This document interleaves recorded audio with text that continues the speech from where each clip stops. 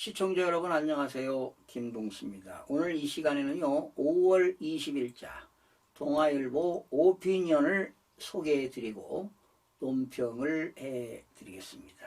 글 제목은 고독사는 외로운 삶의 결과다입니다. 우리나라 고독사 이형군이 153만 명에 달하는 것으로 나타났다. 전체 1인 가구가 717만 명이므로 5명 중 1명이 이형군인 셈이다. 보건복지부가 지난해 1인 가구 9,400여 명을 대상으로 사회적 교류, 식사 횟수 등을 토대로 추정했다.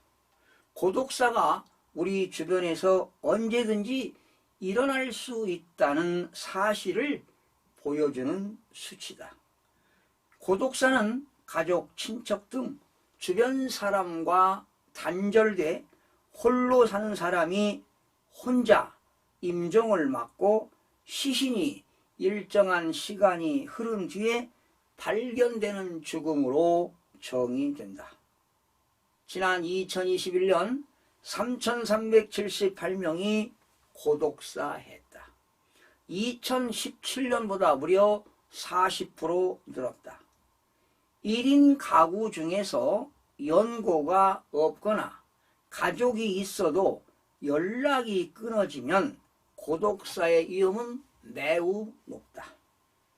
고독사 이형군은 고령층이 다수일 것 같지만 실직이라든가 이혼 등으로 경제력이 취약해진 40대에서 60대 중장년층이 훨씬 많다.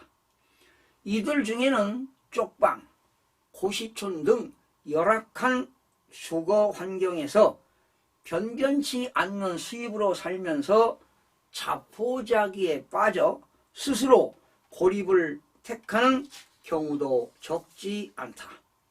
고독사는 개인의 불행을 넘어 사회적 질병으로 봐야 한다. 영국과 일본이 정부 내 고독 문제를 전담하는 부처를 만든 건이 때문이다. 최근 미국에서는 고독이 심장병, 뇌졸중, 치매 위험을 크게 높이기 때문에 공중보건정책의 우선순위에 놓아야 한다는 연구 결과도 나왔다.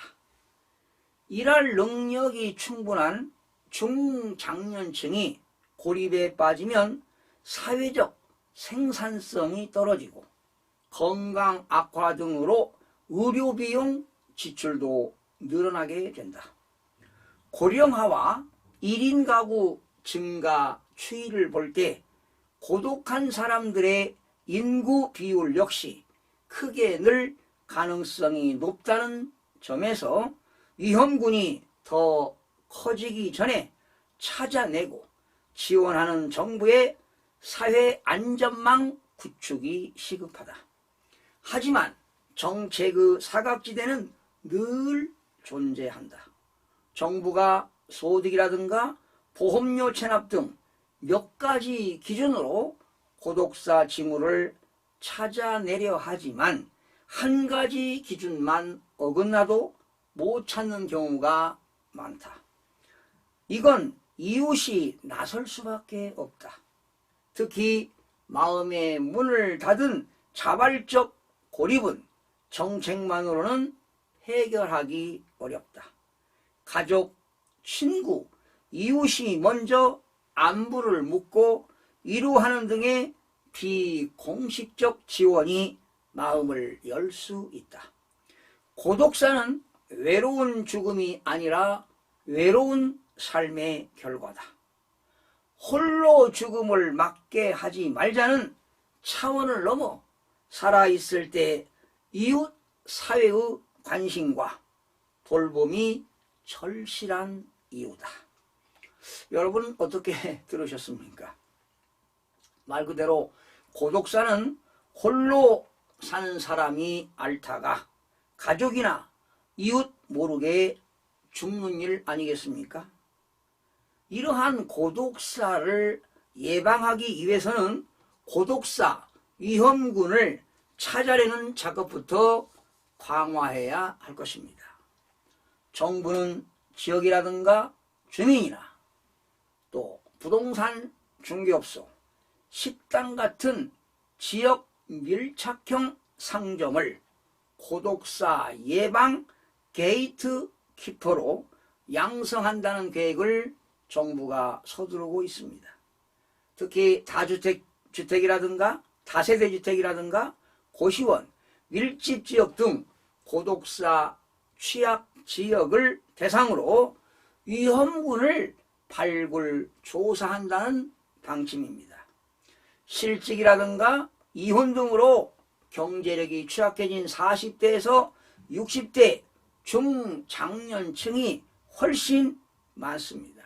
하루빨리 중장년층들의 재취업을 강화하고 극단적인 선택의 비율이 높은 고립 청년들의 정신건강검진도 강화해야 할 것입니다. 여러분도 아시다시피 지난 2014년이죠. 송파 세모녀 사건 여러분 기억하시죠? 당시 세모녀는 질병과 생활고를 겪고 있었으나 사회보장체계의 도움을 받지 못해 복지 사각지대에 있어서 논란이 많았습니다.